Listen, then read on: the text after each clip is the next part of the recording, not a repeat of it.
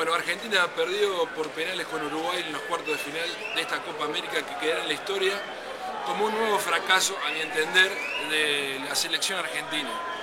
El ciclo de Batista jugaba una parada de fuego, jugando de local y con el mejor jugador del mundo.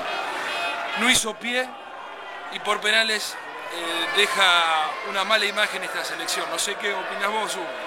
Sí, fundamentalmente yo creo que la gran falta de un sustento estratégico dejó este partido a expensas de lo que pudiera ser un Messi o alguna otra individualidad. No apareció Agüero, otra vez falló Higuaín en la mayoría de las situaciones que tuvo para definir.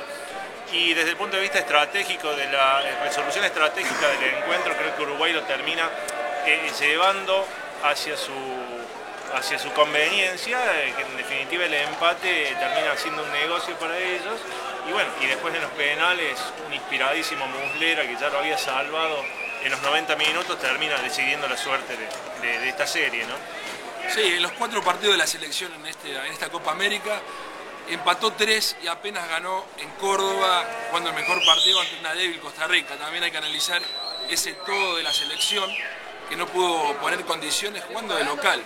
Yo creo que ahí estuvo el gran déficit de este equipo del Checho Batista, que por estos momentos estará replanteándose su futuro.